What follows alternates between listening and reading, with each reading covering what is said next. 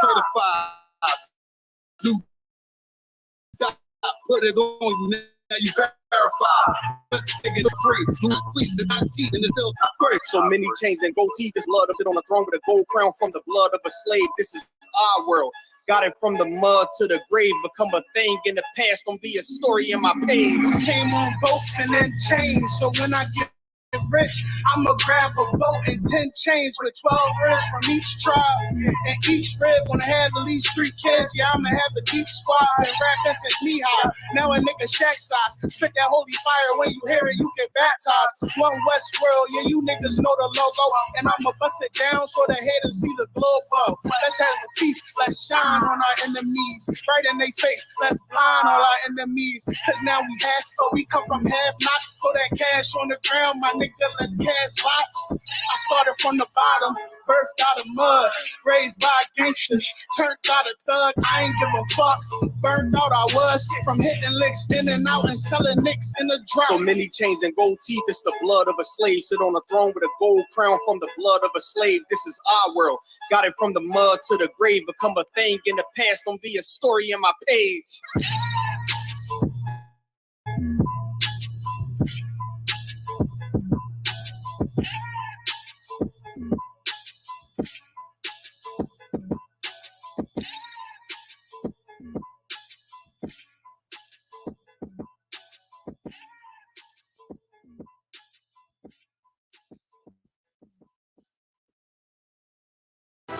All right, this is Rude Speech, man. We got Captain Taiwan in the building.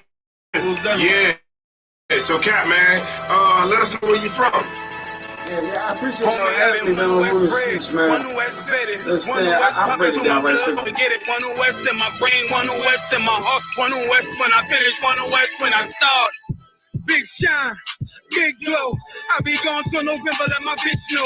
I'm back by the winter, bubbling like Crisco. I need my pockets all swollen like a lymph node. Talking out the side of your neck, get you a slit throat. I stay broke, don't care if I got a million. Looking down on me, I put your brains on the ceiling. Fuck kicking down the door, we about to demo the building. Fake cats all in these groups, I wonder who ya. Shoot ya off your pulpit, hallelujah. 4-pound gun youngin' down like it's a cougar. On my feet, combat boots, or is it Puma? Words spreading around about me, none of it rumor. All truth, very big facts, very large caliber on very small cats. Compact pistols, ladders, and all that. About to throw the switch in the Nina for rapid fire. Got the 5.7 equipped with the magnifier. Boom shakalaka equipped with the rim rocker. We ain't really got beat, yeah, Ramak would have been shot you. The best rhymer, synth pop and big popper. Big llama, big juice, I'm big jamba. Quarter tank of gas, I ride like a big timer. No informer, no sweat, not in China. My conglomerate wreck like King Kong. No Asian pun me, no chink in armor. Remain calm throughout pain that bring drama. Stay focused on things that bring karma. Took all pressure, applied and made diamonds. Stayed true, kept shit pure, my name honored. Paid all dues and debts and kept promise. Make sure you show respect, pay homage. That I'm one West bred, one West vetted, one West pumping through my blood, don't forget it. One West in my brain, one West in my heart, one West when I'm finished, one West when I start. I said I've been one West bred. One West vetted, one West pumping through my blood, don't forget it. One West in my brain, one West in my heart, one West when I'm finished, one West when I start. I'm the hottest on the market, don't make me start it. I'ma pull up in a fighter, man, and Peter Parker. I remember days was trapping out the apartment. Now one West will put me up in a starship. About to fight the friendly skies in this bitch. Spit the truth on the corners, I lie a little bit. I'm a stand up nigga, I die before I switch. Down, no we up, I'm cool with who I with. I'ma be war the king and stay dangerous. Hold down the biz and fam remain blameless. Now rappers drippy with styles we made famous. First with studs and spikes in any city. Cause I didn't charge a stack for shit that can't fit me. Had friends on my coattail way before Jimmy. Funny how the general ain't even see a penny. Better show respect, get smoked like a chimney. Keep my name out your mouth, don't even think it. Send a real Smith at y'all, know Jada Pinkett. Hope ball heads, my grain a $1.50. Off my man to the game, that pain that stuck with me. Had to find a cheat code to the street though. Cause the niggas getting fouled, shoot you like a free throw. Keep spitting acid like a Mino. And the nigga Be the nicest with a mean flow. Try to ride my wave, you gon' need a speedboat. I'm hot like 100 degrees in the peacoat. Scarf in the sweater, I embark every letter. It's UPK, not a part, but together. Homie, I've been one West bred, one West vetted, one West pumping through my blood, don't forget it. One West in my brain, one West in my heart. One West when I'm finished, one West when I start. One West bred, one West vetted, one West pumping through my blood, don't forget it. One West in my brain, one West in my heart. One West when I'm finished, one West.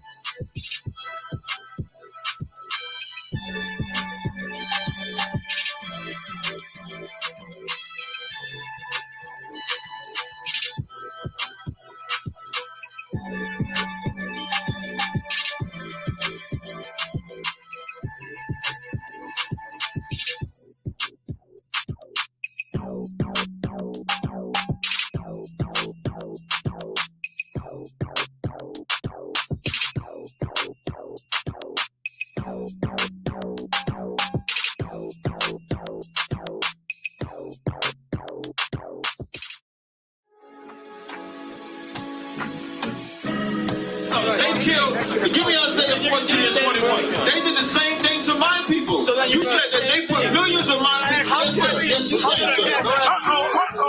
Should a murderer go to jail for murdering? Absolutely. Should a thief go to jail when he steals? Absolutely. Should a robber pay back the money he robbed? Absolutely. So why shouldn't the white man pay for what he did? That's right. One day you'll see just how it feels. Payback is a dog. Payback is a dog. Payback is a dog. Payback is a dog.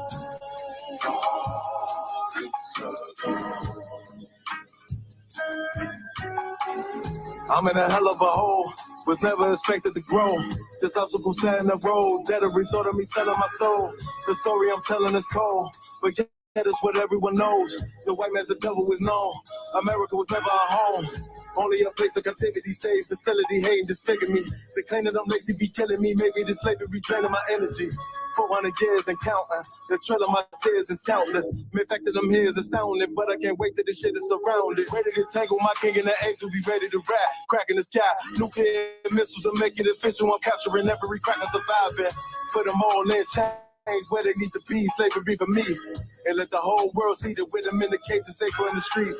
Put the dog on a leash, get resolved for the beast. 144, get the ruler show, we could all be at peace. As soon as the trumpets are sound, your kingdom we busting it down.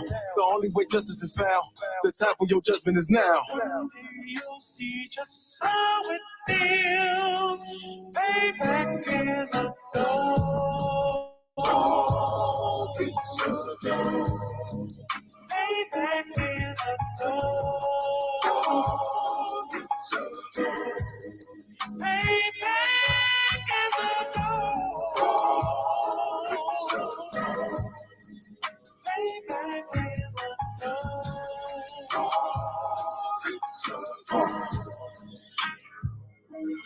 Look, ain't no remorse in my blood slump. It won't be no compromise. Now it's time to feed the worms. Watch his body turn to flies.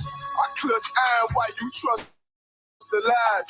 The next Glock I buy gon' be Gen 5. I get it customized. And sending shots off like farewell. Praying payback come back around like a carousel. Still remember your Honda's words ringing in my head like bells. Said you in his body, you fit the Lord, fuck the cocktail. Triangle choke, apply pressure to the game like I did Vondale. Payback's a bitch in his dress.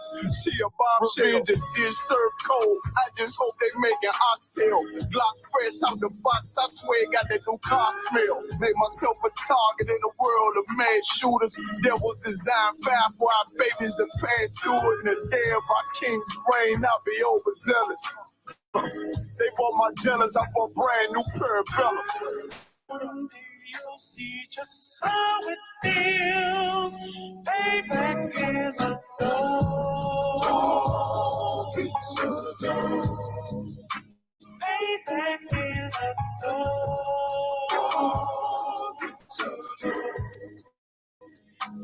Payback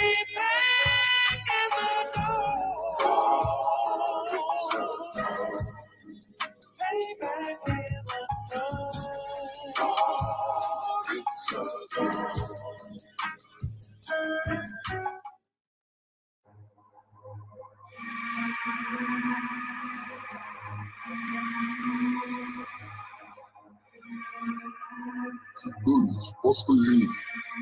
ODing on a beat, can't flow. We outside. We outside with it. That temperature's getting hot, we take it outside. You run your mouth up in this club, we take it outside. I got my killers with me, you won't make it outside. Outside, cause we outside. Before the COVID had the mess and we was outside. That Glock loaded extra mag and it's outside. There's one West for that bag and we outside. We outside.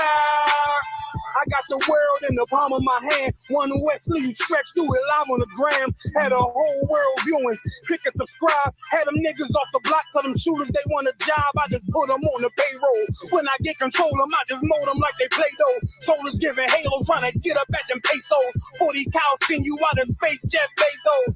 And Jeff Bezos. Leave you all boxed up, all cause my delivery. I be on that prime shit. Take you time to get with me. Got me like Vladimir. Shoot you like the Ukraine. Raid your little city, now you voting like Usain. Scope costs more than the rifle. I got new aim. Fresh kick, spit with the blick. Not my shoe game. Used to have a dirty 30 tied to a shoestring. Now I got the Ruger 5 and 7. That's my boot thing. That temperature's getting hot, we take it outside. You run your mouth up in this club, we take it outside. I got my killers with me, you won't make it outside. Outside, cause we outside. Before the COVID had the mess and we was outside. That Glock loaded extra mag and it's outside. There's one West for that bag and we outside. We outside. That temperature's getting hot, we take it outside. You run your mouth up in this club, we take it outside. I got my killers with me, you won't make it outside. Outside, cause we outside. Before the COVID had the mess and we was outside. That Glock loaded extra mag and it's outside. There's one West for that bag and we outside. We outside. I don't talk hardly. Be there when you call me. Send them fake clippers at your head like a baldy. Chopper get to run down your block like a Harley. No, this ain't a big hog.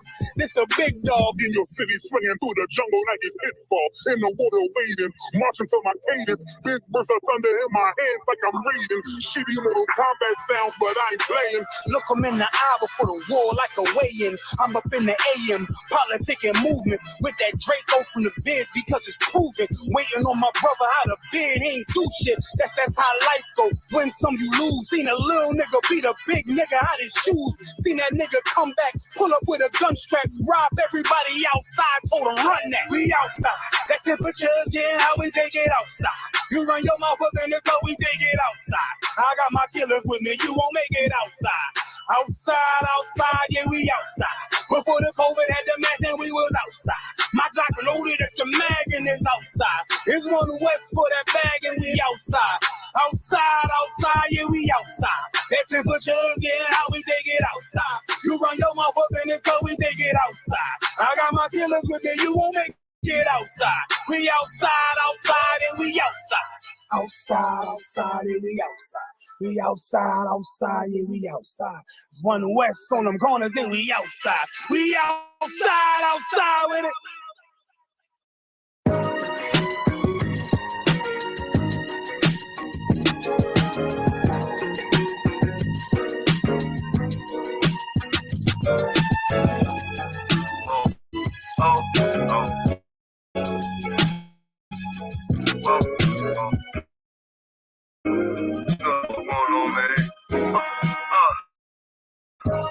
Call me Leaster, too cheesy. I mean, that shit look easy. How bitches come and they greet me, they teach me. Bitches ain't shit and they never will be. I still see hoes on my nuts, but they can't feel me. But really though, I'm in beast mode with the flow. Yeah, it's 10 in the morning, I get up and this you know that I look into the mirror through my eyes. I see my soul. I see a true ass priest, fresh to Israel. Yes, bro. I be freshen up, wash up, a true nigga. Throw on my gold, it should go, you know me, cuz. Slip out the door with my fourth dimension cologne. Shine out TLC, Israel, you know we own. Then I call up, cut this up. Wasn't much, just refresh with some young stars. Make some noise with this music with some lost tribes. Yeah, nigga, yeah. Now I know that times may change, but bitch, I'm still the same. Yeah, and I know this a crazy ass game. They really ain't a thing.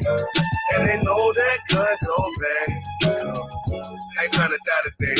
Whoa, and they know what we all gon' say. Bitch on UPK, hey bitch on UPK. I can't even think about you right now. Yeah, I'm chilling with the homies, and you know how I put down. I'm cool and I'm just sipping while fucking with these little bitches. I guess up on my neck, got these hoes so consistent and so relentless. I just come back with stats in my backpack, I gotta make a track. Before what you're talking about, that bitch is a net. Now I don't smoke no crap, but show a nigga from the back. I just on the block, now these bitches won't come out. Me and Cud chillin', got Modelo's in the south.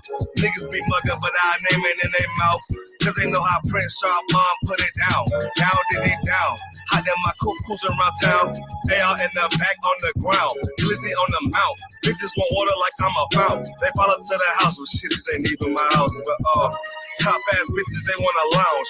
Want me dog it out like a hound. But look what I found. When you're up, they all wanna come around. But when you're down, they just kick you on the ground. Lame ass nigga, he the bitch master. Lame ass buster, you fucking cracker. Judas ass boy, you backstabber. Yeah.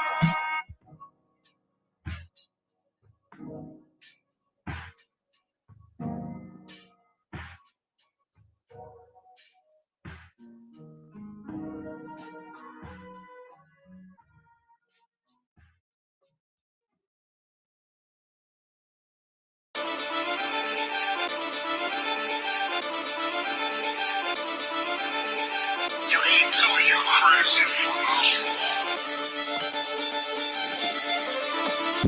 Big soldier, nigga. Just give me a reason. Fuck peace, get even. Won't beef with feet. Taking over, nigga. Let me make it clear. They want the cloud, we want the zone. That's the way it is. I'm about to certify. Whole team full of riders. Every dead on the ride, boy. Ain't gon' be no survivor. Big soldier, nigga. Come on, don't care where it is. They want the cloud, we want the zone. That's the way it is. I'm repped out, tell them watch your mouth. You know we gon' bend your block. I'ma walk in time bomb. I go viral. You niggas like TikTok, yeah. This ain't what you want. Tell them throw in the tile. We make niggas hit the clock and with our toe fire rain brimstone. They gon' think that you live a lie. We ain't got no picks. We run it all. We gon' make you pick a spot. We knocking on the door, so let us in. Or you know we gon' pick the lock.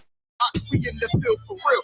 Every day while y'all just say watch, we making enemies on foot stores. Don't know nothing about it. I can take one try when I rock out. I'm like David when I sling shots. I'm putting attachments on everything. Y'all want me connected dot. This drum got 50 unreleased hits. You don't want to be the next to drop. I put them in a box and make that shit double wood. You don't want to be the next to fly.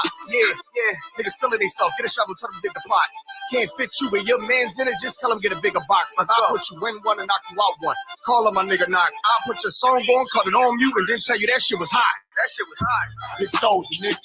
Just give me a reason. Fuck peace, get even. Won't beef with feet. Taking over, nigga. Let me make it clear. They want the cloud, we want the zone. That's the way it is. I'm about to certify. Whole team full of riders. Every dead on the ride, boy. Ain't gon' be no survivors. Big soldier, nigga. Come on, don't care where it is. They want the cloud, we want the zone. That's the way it is. Big soldier, nigga. I come in the name of the boss. So my niggas that is Watertown. Already wait the coast. That point shoot bitch. Red Dead Redemption. Got them niggas scared to whisper. Cause you with us or against us. Can't stop to the zone lock. I don't think you get the picture. He come from my head, I'm giving them lead. The preacher give him a scripture. Flow cold style vicious. Niggas sweeter than the missus. Got soldiers posted. I put them on your roof. Merry Christmas. Bring hither and slay him. Got the Glock out the book of Luke. Keep it stick like Dumbledore. Play dumb, I'ma let it loose. Call my gun Harmon. Call my main bitch better book. He the truth, I'ma need the proof. Got stripes like people shoot. Hit his ass like a Louisville. Hit him low, then I hit him high. Bring him home to the umpire. Give him balls like Wi-Fi. Turn the booth to a bonfire. Little bitch, I'm a live wire. I ride like a cop tie. It's on mine when I ride by. Big soldier, nigga. Just give me a reason. Fuck peace, get even. Won't beef with feet. Taking over, nigga. Let me make it clear. They want the cloud, we want the zone. That's the way it is. I'm about to certify. Whole team full of riders. Every dead on the ride, boy. Ain't gon' be no survivors. Big soldier, nigga. Come on, don't care where it is. They want the cloud, we want the zone. That's the way it is. I heard they coming for blood. I'ma be coming for more. Give me the floor. They better come with a mop. I'ma be making it pour. Clap it up. Get it on. I'll answer your questions in the room and online and solve all of your problems. Let's serve them up hot right now, all right? Then we'll get to some of the topics we need to get into tonight with Asher. What's first? So for later on, we have a U.S. senator getting gangster inside of a meeting. We'll go into that. We'll go into that later. There's a video that Asher has, brother, of on the floor of the United States Senate, a GOP meeting, meeting, a council of the United States Senate. They begin to stand up to go to physically fight one another in the middle of the Senate. Why? Because we are in the last days, and the spirit of war is loose on this planet, brother. I don't care how you try to get away from it. If you're in the world, that spirit is going to control you. Right now, you got war in the Middle East. You got war everywhere with Russia and the Ukraine. You got war right here in New York City and all over the states because of the pro-Palestine Israeli protests. Listen, all over the streets of America and the UK and the world, people are fighting each other over the Palestinians and the Israelis. And soon you're going to see the counter protests are about to kick off heavy. Right now, you're seeing mostly the Palestinian supporters beating up the police officers and trampling down everything in every city. Soon the Israeli supporters are going to clash with them. At the same time that happens, on the floor of the Senate, 2 Edomite senators go to fight each other. 2 oppressors go to physically fight one another. Why? They can't help it out. It's a spirit that is loose. If you're not in the truth, if you're open-minded, then you're going to take that spirit into you, into your heart, because you have no defense. People with no discipline don't have a defense against the spirits that are loose in this world. Whatever gets popular goes inside of them. And what's popular right now is war, fighting, violence, conflict, and it's everywhere. We're going to go into that tonight. What's another prophecy that's being fulfilled right now? The Bible says that the stars of heaven shall come falling to the earth. What is that speaking about? The people that you used to look up to, the people that were authority figures in your life, the people that held the society together because of everyone's reverence to them, that reverence is falling. They're going to just be normal men, which is why these protesters are beating the police to death. It used to be police coming somewhere would stop violence. You saw that happen when they stormed the Capitol in Washington, D.C. That meant nothing, being a police officer. Police officers are going to get their ass whooped and beat, excuse me. Yeah. Not that. If I may, please. People will begin to turn against the police. People will begin to turn against the police. That's what's going to happen. Go and ahead. there's a video about that as well. An officer was assaulted by two people up in the train station in the Bronx, and yikes! Listen, that's happened like crazy. And these Palestinian protesters, forget about it. They're turning against the police. They damn near, I think last week I did that with police and hiding, and the protesters were trying to rip the doors off to get to them. No one cares about that anymore, brother. What else don't people care about? Hollywood movie stars. People that at one time, my God, you idolized them and you looked up to them. People like Will Smith. I was born in Philadelphia, Pennsylvania, brother, and people idolized that Will Smith. He was not us in the streets. He was like a punk. But to people, who weren't in the streets like us, he was reverenced. He was like Bill Cosby. He's another one that everybody used to reverence and love, and and his TV show, college rate among Black people in America, brother. And their star comes falling down from the sky. People aren't going to reverence or care about movie stars, authority figures, presidents, senators, none of that anymore. That's a prophecy in the Bible, brother. The stars from heaven will come falling to the earth. It's happening. We're in the last days, brother, and these are signs of the Third World War, which is a sign of the coming of our King Jesus Christ, all right? We'll go into that this week. Anything else, Zachary? We have a Hispanic man injures another Hispanic migrant and tells him he doesn't belong in this country. Yeah, you see that? Like that to me is absolutely amazing until I remember that Hispanics are Israelites, and that's exactly what an Israelite would do. That's it. I'm from the tribe of Judah, and that's a very Judite thing to do. That Hispanic brother did. All right. I'm not going to use the word I want to use because of TikTok, but everybody knows what I'm thinking. That is exactly what we would do. We would go hate someone who is exactly the same as us because some oppressor tells us we're better than them. That is exactly what a black person would do. That's exactly what a Hispanic person would do because we're the same and we hate one another. Everyone understands. Okay. Ashley, what do you have? You said something. No, sir. I want to interrupt you. Anytime you're ready to rock, we can get to the door. Sir, so we have Chicago on the Shut screen. down, give him a hand. Go ahead. We have Atlanta. Give Brave a hand.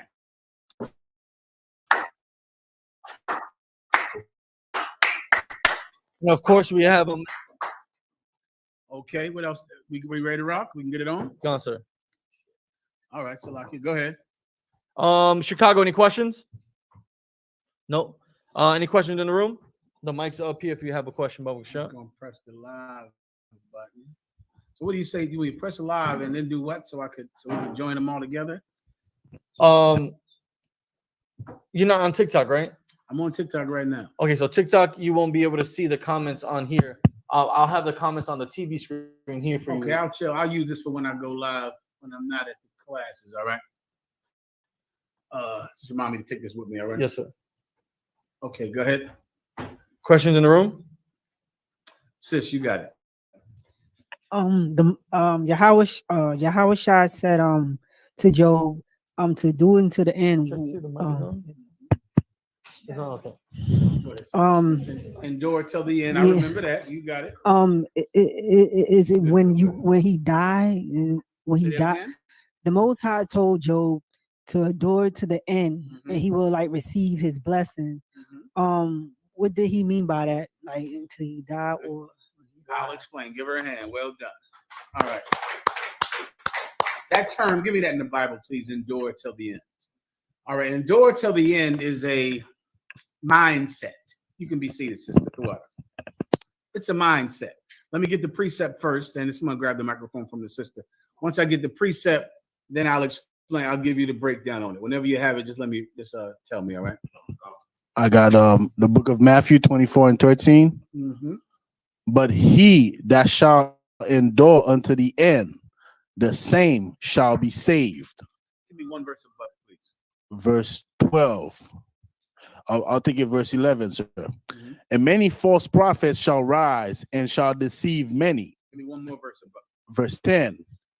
And then shall many be offended and shall betray one another. So this is speaking about the last days. This is Christ, our King Jesus Christ, Yahweh Shai, in the Hebrew. He's talking to his disciples, and he's preparing them for the kind of world that they are going to be in, and they're expected to work in once he leaves. So he's letting them know what's going to happen. And that day, people are going to hate you. That's what's going to happen. Many people should be offended. There's going to be many trespasses, right? Everyone is going to hate you when I'm gone. Continue. And they're going to hate each other. You're going to live in a world that people don't have any natural affection for one another. People don't have brotherhood. People are not kind to one another. Captain Desariac told me about some of these cats, Mason something. Cameron, right? And how he said that some brother found out his wife was promiscuous. And then Mason Cameron went and did something, like sexual to the woman.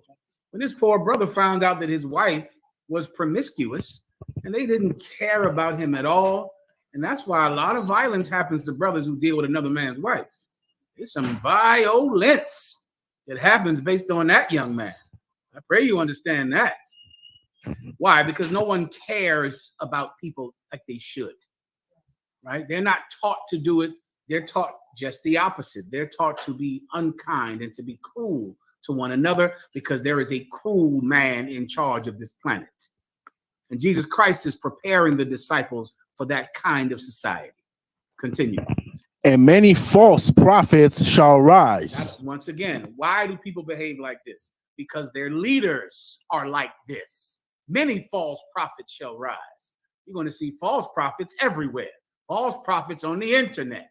False prophets on the TV. False prophets coming out of your grandmother's mouth and your woman's mouth. False prophets. Men who claim to represent God. Women who claim to represent God who do not. And who make this world a cruel and cold place. Continue. And shall deceive many. Forget about it. They're going to be lying and lie to a lot of people. And people will believe the lie. Please.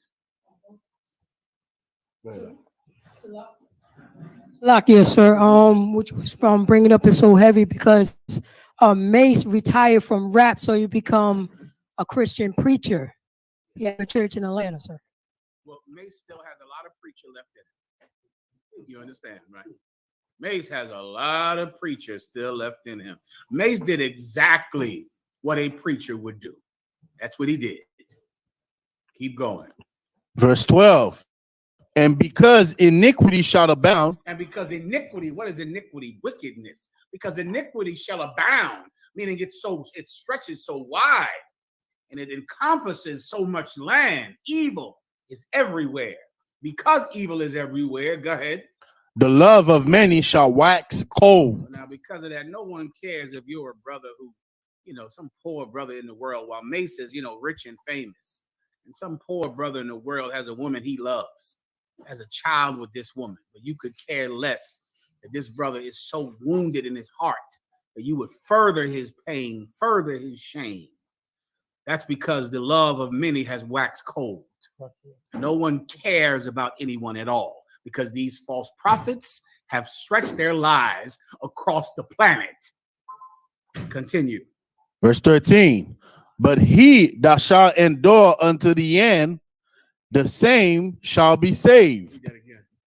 But he that shall endure unto the end, the same shall be saved. But he that shall endure unto the end, the same shall be saved. Let me tell you something, sister and brothers out there. This is an evil world. This is a terrible, cruel, and cold world. But we are up for the battle.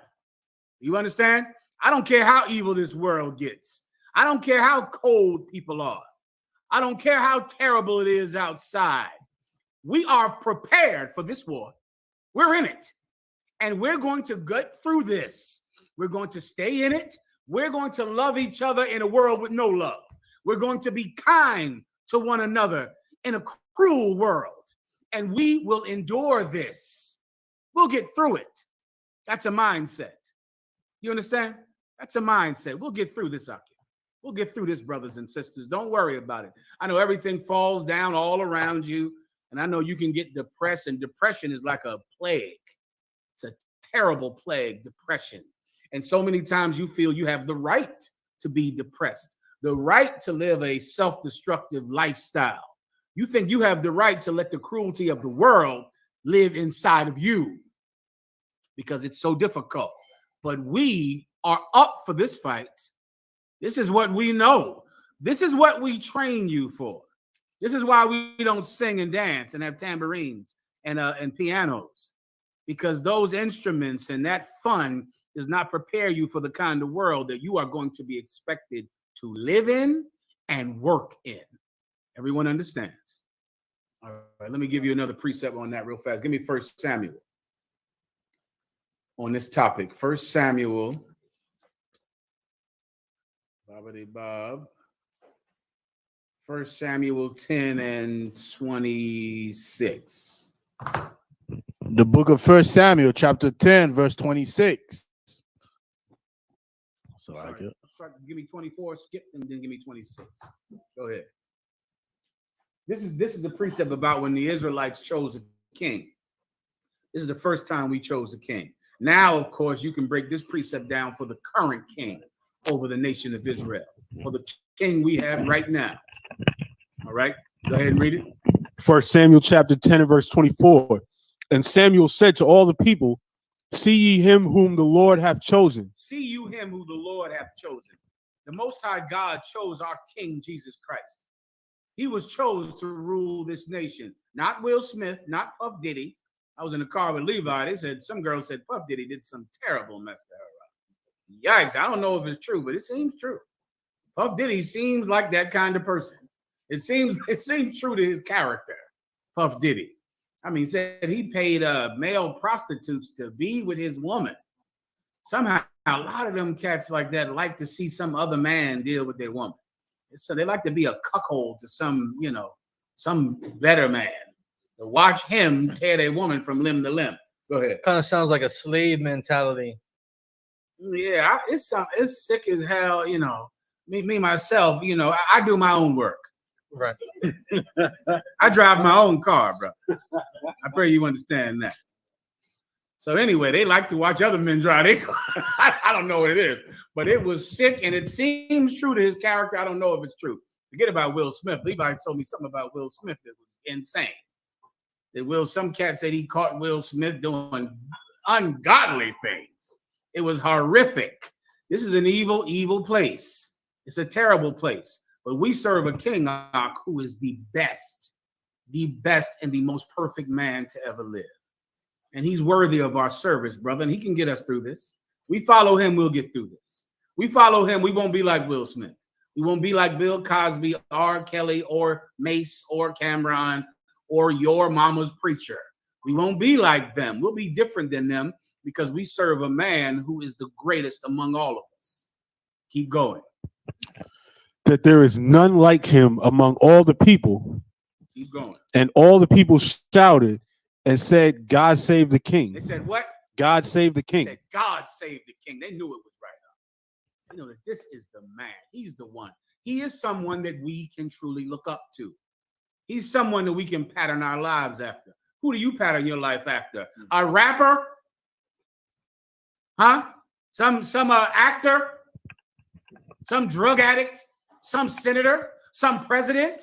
A lot of you dumb oppressors out there down south. I wish I could talk to an oppressor for 5 minutes to understand how someone from the south, from Kentucky and Alabama, chose a rich slumlord from Queens to be their God. How did you even do that? You can't stand New York. You hate everything about the people up north. Yet when it came time to choose a president, you chose a rich city slicker from Queens, New York, to be your president. And you're going to choose him again because you're a sucker. You're a sucker. He fooled you bumpkins, country bumpkins down south sitting in trailer parks. He hustled you. That's what he did. That's who you follow. You follow Donald Trump. That's who you believe embodies your principles. Trump. We serve Jesus Christ, the greatest black man, the greatest man to ever live. And he's someone that you actually can pattern your life over. He's someone that you actually can look up to. He's someone that you actually can follow. God save the king. Everyone understands. Keep going. Then Samuel told the people, down to 26. Verse 26, and Saul also went home to Gibeah. Now Saul went home to where his homeland was, the town he grew up in. Go ahead. And there went with him a band of men whose hearts God had touched. You see, Saul was the current king at that time. He was the first king. Now this king we serve is Jesus Christ. And just like during the time of Saul, when Saul became king, he went to his town and chose what? A band of men whose hearts God had touched. That's what he did. He became king. He went and found a band of men. A band of men whose hearts God had touched. Jesus Christ, the current king over the nation of Israel, he's done the same thing. I pray you understand that. He's our king now, and he went out and chose men whose hearts have been touched by God. And because of that, we will get through this. Right. Everyone understands. All right, next. Come on, sir. Atlanta, any questions? Atlanta? No, okay. How's my volume? Good to go. I had the mic far away just now. No complaints on the mic, Solid. sir. Anything else? Gonna have a question online, Go sir. ahead. This is from Zabakura. Can someone get Genesis chapter 20 and 12? The brother would like a breakdown on Genesis 20 and 12. He said a Christian said that Abraham and Sarah were brothers and sisters. Can you explain that, sir? True. I'll explain it for time's sake. Abraham lied and said that Sarah was his sister because he didn't want to get killed in this land that he was in, because he believed that if they knew that Sarah was his wife, this evil land that he was in at the time would just unalive him and then take his wife. So he lied and said that she was his sister. Then later, the king, who wanted to have sex with Sarah, chastised him in the name of the Most High, because he should not have said that, because then he would cause this king to sin in the eyes of his God. So that's where the whole Abraham and Sarah were sisters and brothers. They were not. All right? You just got to read a little farther down, brothers. All right. Go ahead. Sir. Can someone get Genesis 49 and 12? This question is from Officer of 1,000 Ashkor out in California, sir. No sweat, warrior. He asked, in Genesis 49 and 12, what does it mean where it says his teeth shall be white with milk? Does it mean he will be eating a lot? Eating a lot. Okay. Don't think a lot, but he's going to be nourished. So just think about that. Read the precept for everyone, and I'll explain. Genesis 49 and verse 12. Go ahead. His eyes shall be red with wine, and his teeth white with milk. So the red with wine is telling you that he's going to drink wine. And because he drinks wine, his eyes are red. You get the point. This is a precept for the tribe of Judah and for Jesus Christ, right? What you got to think about, nowadays you might not see this characterization of black people, but a little while ago, this was how black people were seen, with a big giant smile. Look up this show Am Good. This show? This DIS show Am Good. I believe it's an oatmeal commercial, but these were everywhere, during the 30s and, all the way up until the 50s, damn near. A big smiling, there you go. Let me see him.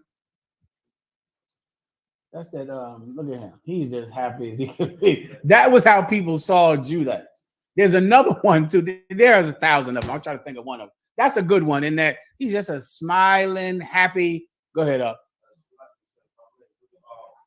Please. I'll give you the microphone. Go ahead. Salaki, sir, if I may, would that be considered like blackface? That's what they call it, right?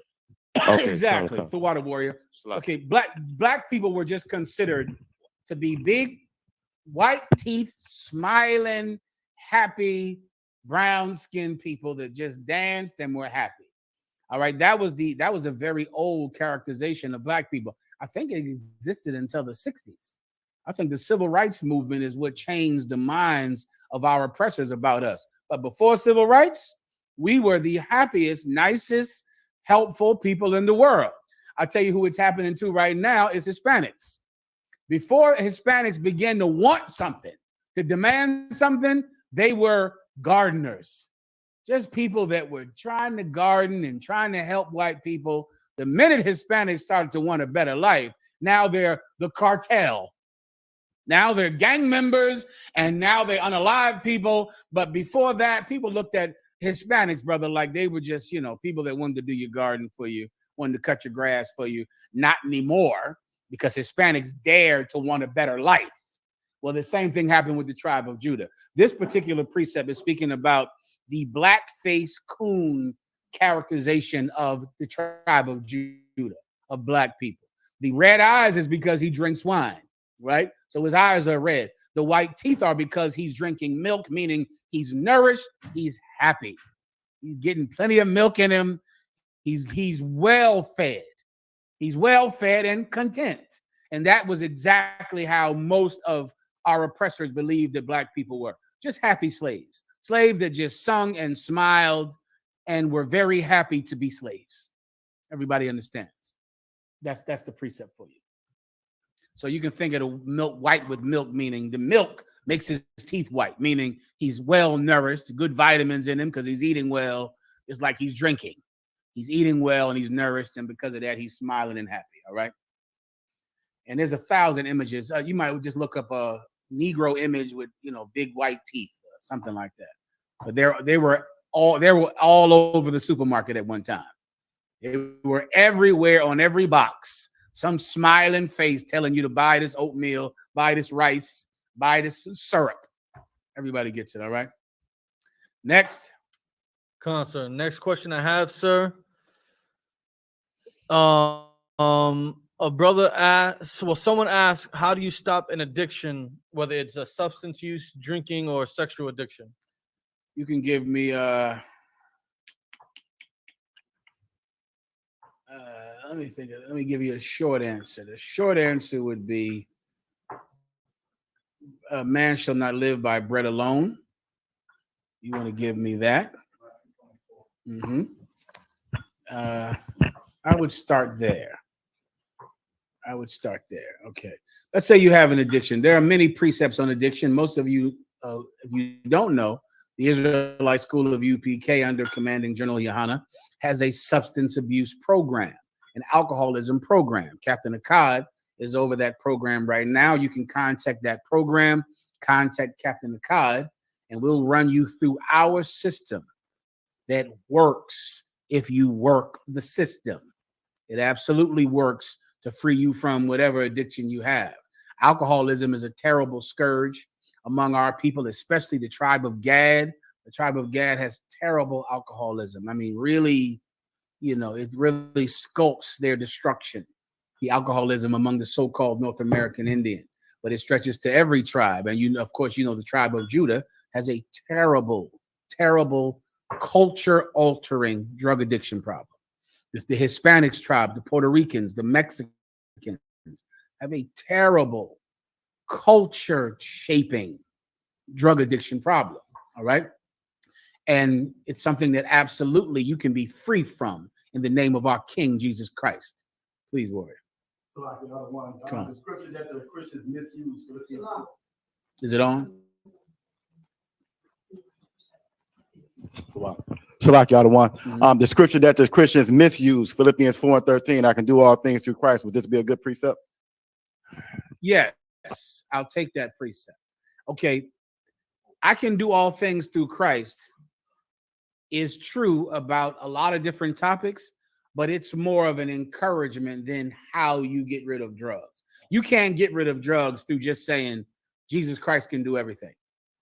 For instance, who uses that term a lot, that precept a lot is the AA programs, Alcoholics Anonymous, NA, Narcotics Anonymous. And, they talk about, the God of your understanding. You can do all things through Jesus Christ, which strengthen you, which is encouraging and true and good. But it is not how you get off of drugs, which is why if you're in NA or AA, the rate of relapsing is about 98%. I could be lowballing it, but it's going to happen. Okay, those programs don't work. Do you understand? Relapsing is part of the process, which is why you'll say, I have 2 days clean, 20 days clean, 30 days clean. I got 1 day clean. You get my point? They're counting the days because they know you're going back to one eventually. Well, so that is encouraging, but it won't get you off of drugs. But let me give you what will get you off of drugs, all right? Give me the precept I asked for.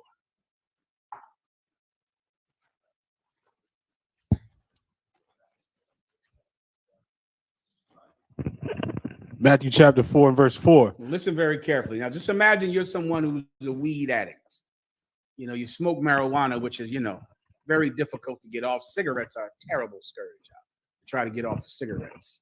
Marijuana is so strong, and not only is marijuana so addictive and so strong, but society wants you to smoke it. Society is pushing you to do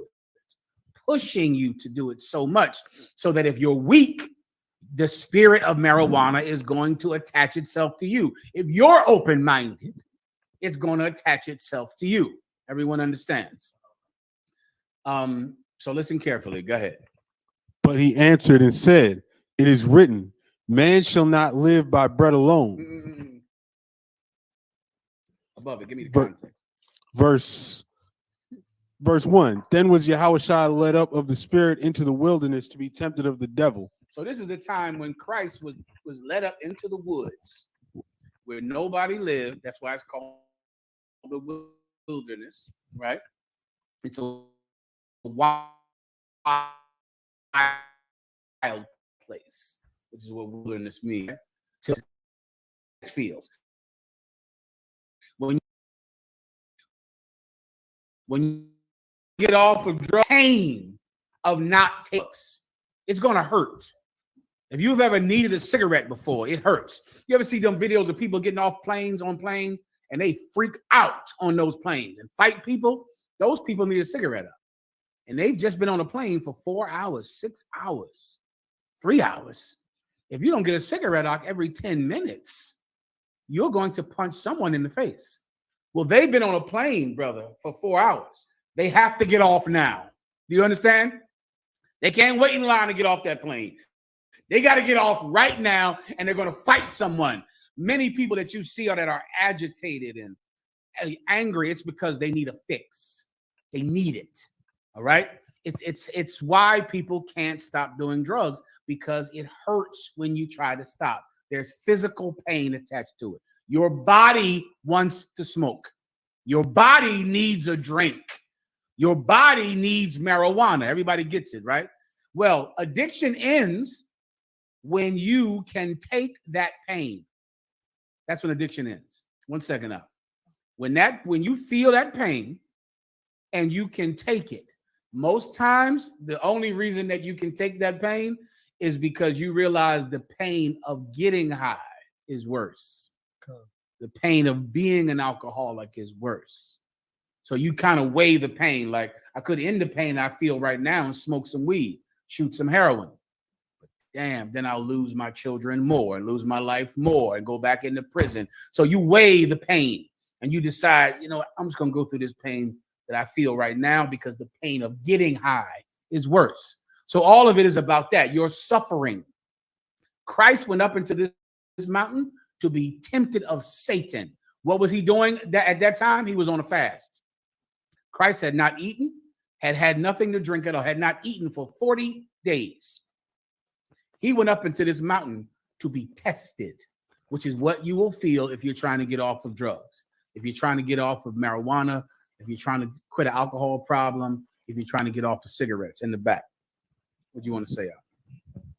Like, yes, sir. If I may, it's so strong because you got celebrities that they get paid millions of dollars to do a show for like an hour, but they're going to a particular country that outlaw, you know what I'm saying, outlaw cigarette, outlaw drugs. Yeah. So they say, yo, we're going to pay you $2 million for an hour of your time.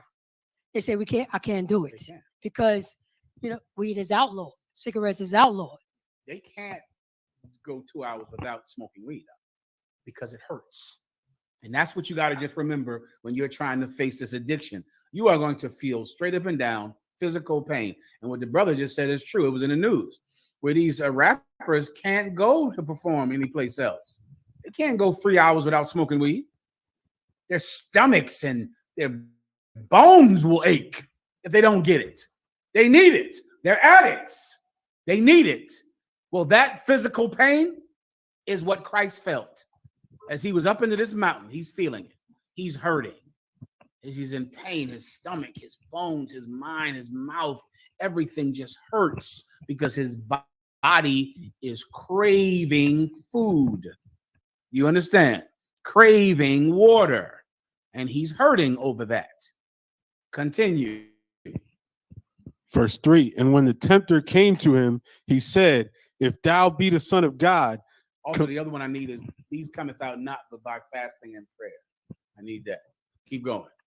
Command that these stones be made bread. Okay, so then Satan came to him and said, listen, man, if you're the Son of God, then order these stones to turn into bread. You're hungry, right? So then turn the stone into bread. Why are you sitting there hungry when you could just take this rock and the Most High God will turn this rock into a loaf of bread for you? Do it so you can end your pain. So you can end your pain in your stomach that needs to eat. turn the rock into bread. Just do it now. Why suffer? Why hurt when you could eat? You could eat right now. Do it. Continue. Verse 4. But he answered and said, it is written, man shall not live by bread alone, but by every word that proceedeth out of the mouth of God. Let me tell you how you get off of drugs, brother. You have got to deny yourself something that is essential to life so you can know how to fight the pain when your body tells you to take something that is going to cost you your life. That's what you need to do. If you can give up food, you can give up cigarettes. Give up water. That's all. You're a drug addict, you can't stop smoking. Stop drinking water. Stop eating. Stop it. You're going to develop something that you don't have. You're going to be strong, young man. You're on drugs because you're weak. And that's just the truth of you. You're a weakling. You don't have strength. Give up something that you absolutely do need. Do you understand? If you don't drink after 3 days, you're dead.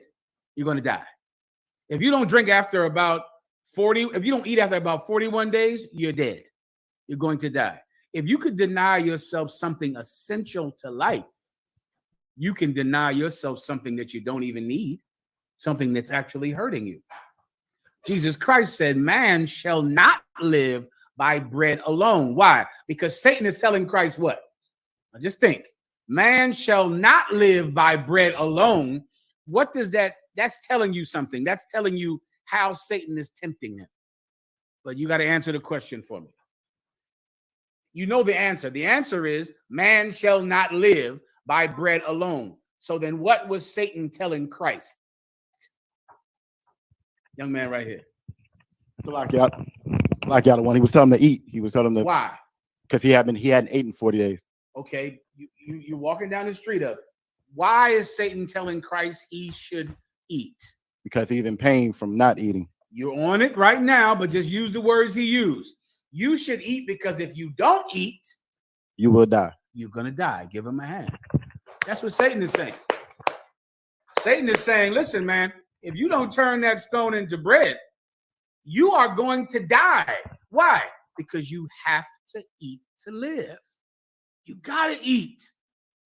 It's been 40 days. You have got to eat. If you do not eat this, you're going to die. Eat it because you're going to die. Eat it and save your life. Man shall not live by bread alone. Sure, I will die if I don't eat. Sure, I will die if I don't drink. But that's not all I need to live. Man shall not live by bread alone, but by every word that proceedeth out of the mouth of God. I need that too. I need that like I need bread and water. I need the commandments of God to also live. So now if I'm strong enough to give up bread and water, then I can also be strong enough to keep the word of God. So you smoke cigarettes, stop drinking water. Stop eating food. Go on a fast. Don't just fast. See, a lot of you fast off of cigarettes and weed. And then, of course, once the pain starts, you go smoke cigarettes and weed again. Don't eat. Don't drink. Feel that pain. See what that feels like after about 4 days of not having any food at all. 2 days of no water at all, nothing. Then now, once you drink some water and you feel the pain to smoke, oh, you can handle that because you denied yourself something that is necessary for life. Surely you can deny yourself something that's not necessary for life. Let me get the last precept, all right, the one I asked for. Mark chapter 9 and verse 28. And when he was coming to the house, his disciples asked him privately, why could not we cast him out? The disciples went out and tried to cast out demons. They couldn't do it. They couldn't. They came up against some cat that the demon was stronger than them. They couldn't do it. A lot of you, that demon is stronger than you are. That demon, you're weak. That's why you're an addict, because you're weak. A lot of you are weak mostly because of your parents. Sometimes it's genetic. It's something in your bloodstream. It's something that has just been in your blood and your family for so long that it's just in your DNA to be weak to this specific thing, like an illness. And everyone in your bloodline is just more susceptible to this particular demon because it's worked for so many generations. It's weakness. It's weakness. Read that precept again. Mark 9 and verse 28. And when he was coming to the house, his disciples asked him privately, why could not we cast him out? They want to know why. We tried to, you cast out demons. Why couldn't we do it? We follow you. We learn from you. Why couldn't we do what you did? Continue. And he said unto them, this kind can come forth by nothing. This particular demon, this one that you tried to fight today, there's demons and then there's demons. Do you understand? There's some things, you trying to stop. Some of you trying to what? You trying to stop I don't know, biting your nails or trying to stop, you might be a little kid trying to stop sucking your thumb or some nonsense like that. That's rough and it can be difficult to do, right? Hard to give up. Then there's that other demon, brother, and that one is rough. And cigarettes and marijuana. If you've been from a family who's gotten high, everyone in your family gets high. You smelled weed all around your mouth, around your house. A lot of you sisters out there, your child stinks like weed. The baby bag, the car seat. My God, do you understand what your child, do you understand that you are getting high with your child in the car? So your child is addicted to weed when they're an infant. Because you smoke weed in the car, your child has been getting a contact high since they came home from the hospital. By the time you're a grown man, you need marijuana. You have got to have it. Well, Jesus Christ is saying there's some demons that are not coming out unless, except, keep going. But by prayer and fasting. But by what? Prayer and fasting. But by prayer and fasting. Why is prayer so important? Because you got to turn to the Most High for this. You can't do this on your strength alone. Certain things you can just do because you're a badass, because you're strong, you're tough. I get you. I understand. There's other things that are stronger than you. And this particular one is stronger than you. And you're going to have to fast to train your body to suffer. To suffer. Suffering is the key to beating a drug addiction. Pain is the key to beating a drug addiction. To embrace it, to accept it, to welcome it, to not run from it, but to feel such agony and such suffering and to step into it. Learn breathing techniques so I can just hurt. I can just be in pain. I can get my mind off it by doing this, by doing that, but I'm not ending this pain. I will not be the reason that this pain ends. I'm going to suffer. I'm going to hurt until there is no pain. Lo and behold, you'll look up one day, brother, and to smell weed will make you sick. To smell cigarettes and be like, oh my God, who's smoking in here? It's disgusting. And you'll be shocked when you realize it. You'll be shocked that now somehow I don't want to do this anymore. You don't want to do it because you embraced the pain of not doing it and you didn't stop it. You didn't run from it. Suffering, embracing suffering is the key to beating any addiction. I don't care what the hell you want to do. You want to lose weight, get in shape. You want to get your diabetes together and your high blood pressure together. Suffer. That's all. That's all for a lot of you big women out there. What are you all worried about all the time? Losing weight. You got hustlers selling you things all day for weight loss. They got the torture thing where they wrap their waist up and it's like a corset from the 1800s. And they get into all these pills. How much money does the weight loss industry make for women? Look, the brother said, damn, because that's a giant number. That number is probably insane. With a ton of swami schemes and snake oil telling some big broad what she needs to do to lose weight. Let me tell you the truth because I love you. Suffer. Be hungry. That's it. Be hungry. Suffer. Embrace it. Don't end the pain of hunger. Don't end it. 3.7 billion. $3.7 billion of mess that does not work. That does, like the NA program. like the AA program, something that you're going to relapse on. You understand? You're going to relapse on those things. Come on. This is according to the market research reports, the global weight loss and weight management market was valued at around 189 billion in 2020. Jesus Christ. But of course, there are places they don't have that problem. How about you, Levi? On Haiti, is there a big industry for weight loss in Haiti? No. Sir. You don't have that problem down there, do you? Yeah, right. You got a problem with getting something to eat, right? Turn out of what kind. It's funny how places like Haiti and places in Bangladesh, for some reason, they don't have a problem with being too overweight. I wonder why that is. Because they're starving to death. So they're telling you the key to it. The key to it is to not eat any food. That's it. They have the cure in Haiti. Right? Haiti has the cure to obesity, y'all. They have the cure. They starve. And so they're fine. Pain, embrace it. I don't care what it is, whatever you want to do in life. You have to embrace the pain to achieve it. No pain, no gain. It's true in everything in life, and it's especially true with addiction problems. All right, come on. Sir, a quick follow-up question regarding to addiction. Would a good Bible word for addiction be stronghold? Because I've heard that word used to describe addiction in terms of stronghold. I would not use that term. I don't think it makes you understand it. When the Bible says through the taking down of strongholds, a more accurate example would be Christianity. Christianity is a stronghold. Islam is a stronghold. Why? Because a stronghold is a castle, and castles are defended, and people fight for castles. You understand? Christianity is a stronghold. Addiction is a demon. So any scripture about demons, I would use for addiction. A stronghold is like a government. There's a power that causes addiction. You understand? See me one more time, please. No sweat.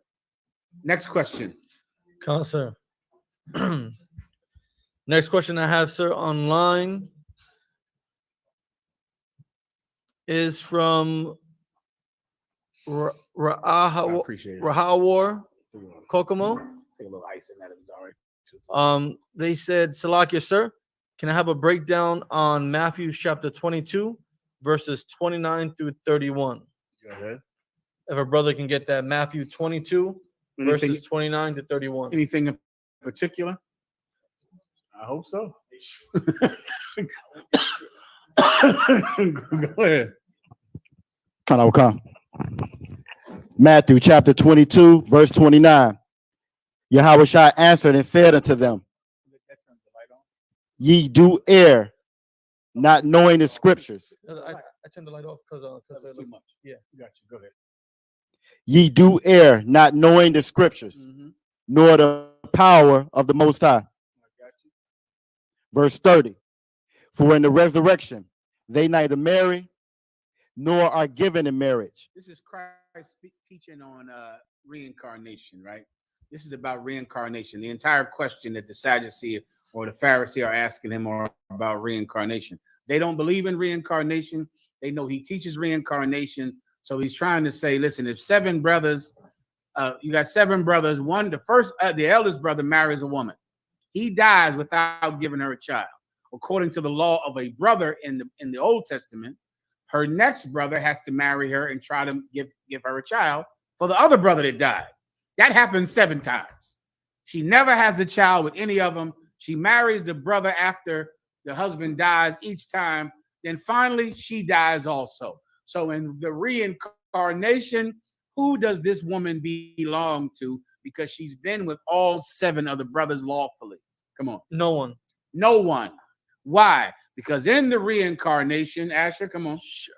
Her spirit is in a new body. Is not. It belongs. She's to going to be like the angels of heaven. And what are angels? Holy, pure, obedient.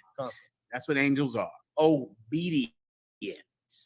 Angel. If an angel appears in this room, He's here to do what the Most High God tells him to do. That's it. He's not here because somebody had a contract or because some agreement was made with men. He's here because the Most High God wants him to do a thing. When you're born into this world, you're going to be born to the family that the Most High God wants you to be born to. You're going to be in the situation that the Most High God wants you in. You're going to do what he tells you to do and nothing else. Not you. You won't have to honor some contract or something that your granddaddy talked about. You are brand new, which means you obey him.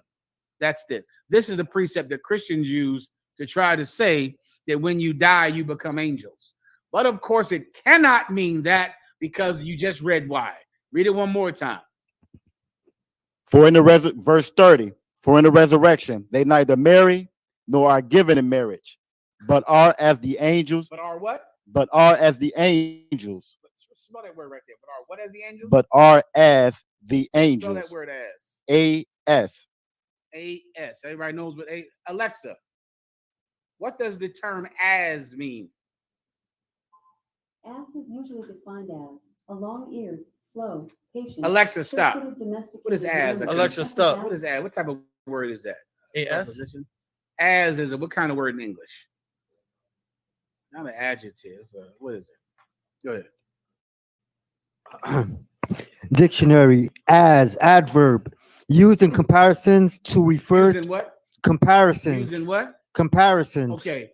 When you are born in the resurrection, you will be as an angel, which means you're definitely not what? An angel. An angel. You wouldn't. I would go to a man and be like, brother, you're as a lion. Man, you're like a lion, brother. I'll say that to a man. But you know what I would never say is like a lion? Who knows? You would never go to a lion and go, damn, this lion is like a lion. That doesn't make any effing sense, right? Okay. You would never say a lion is like a lion. You would only say something is as a lion that is not a lion. It might remind you of a lion. It might resemble a lion, but it definitely can't be a lion because it's as a lion. So tell that to your grandmammy and your abuela. Tell them that you cannot be an angel when you die and come back because the Bible said you would be as an angel, which means you definitely are not an angel. Is that good enough? Anything else? Look down for my drink. It wasn't there. It was gone. Whenever it gets here, I'll be happy to get it. An angel did it. An angel took it. Took the drink. All right. Go ahead. Next question. Yes, sir. Next question I have online is from Brother Kusha. Mm-hmm. He asked, how long does a bad reputation supposed to last among brothers in the truth rather than people in the world? Okay, it's really the same. Okay, a bad reputation lasts as long as you want it to. Now, okay, it's not accurate that it's not the same. I misspoke when I said that. The process of ending it is the same throughout the world. The process of ending it is the same. Brothers in the truth will give you absolutely more of a break than people in the world throughout a warrior, because brothers in the truth know about the precept that says you have to forgive someone 7 times 70. So brothers in the truth are honor bound to forgive you. You get my point? They have to forgive you. So you do something wrong to them, they're obligated to forgive you. But the process of getting that forgiveness is the same as someone in the world.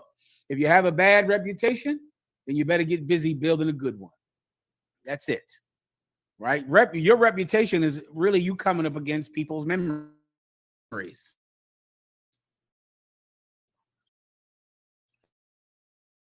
Right? The problem with people is they have memories.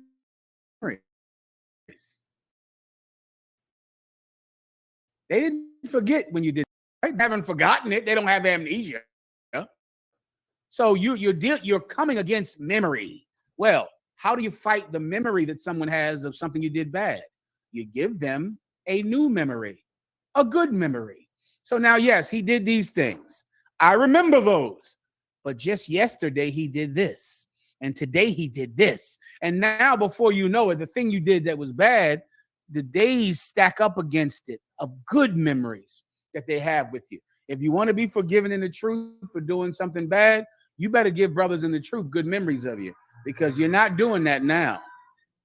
Here you go, Asher. Somebody take this phone. Yes, sir. Right now, this is what you're doing. So many. Let me tell you something else. Let me give you. They hung up. Okay, no sweat. Let me let you in on something that you might not know because of your weakness, right? Usually, now I don't know your particular case, so I'm just giving you something in general. If you are even thinking about why people haven't forgiven you, you're not repentant for what you did. No one who's actually repentant blames the people who are angry at them for what they've done. Who in the hell does that? Go do that with your wife. Many women will do that. Some old, this is what she'll do. She'll go out and you'll catch her on Facebook talking to some other man. Or you'll catch her flirting with some man, or you'll go into her phone and she's talking to her ex and sending her ex naked pictures. Then you, because you're stupid, will stay with her because you're a dummy. And every day when you bring it up, she'll go, damn, that's in the past. Why don't you forgive me? You still bringing that up? She'll make the fact that you are still hurt from it. That's the problem. The problem is you, really. The problem is that you just won't let it go. Someone that says that is not repentant for what they've done. No one that actually is earning forgiveness ever blames people for not forgiving them. People don't do that care about how they've hurt someone. So if you're in the truth and brothers are upset with you, I don't know your situation, but I can all but guarantee you're the problem. Brothers in the truth are right not to forgive you. They're absolutely right. They're correct in doing it. I don't know for sure, but I have been around a little while. And I know whenever I hear that term where, see, brothers ain't give me no brotherhood. Yeah, I did steal that money from them. I understand that. But damn, when they gonna let that go?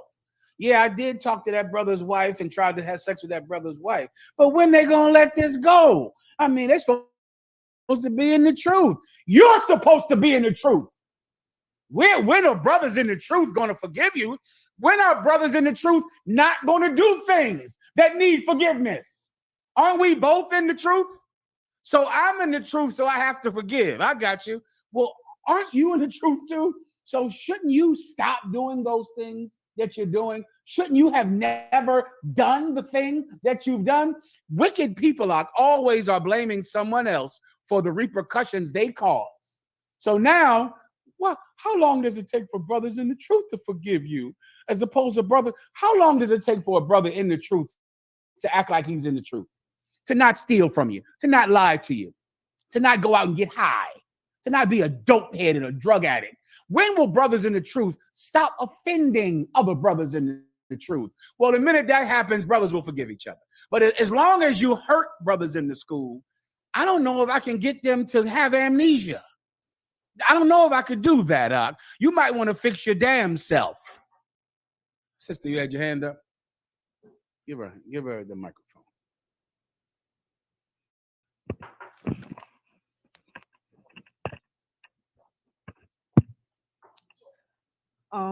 How can I put it? You said you supposed to. Can you hear me? I hear you fine. I understand it says in the Bible you're supposed to forgive a person 7 times, right? Yeah. But people how can I say, when you do something to somebody and it dawn to you and stuff like that, they don't want they don't want your forgiveness, and it's sad because it seemed like when the Most High want you to forgive, want you to apologize to that person, it's like it's no good. Yeah, it seems like you messing up a good thing, and then they don't realize it, and then the Most High, put it in your head on consciously, and you mess up the good thing. What you're saying is true. Give her a hand. That's true.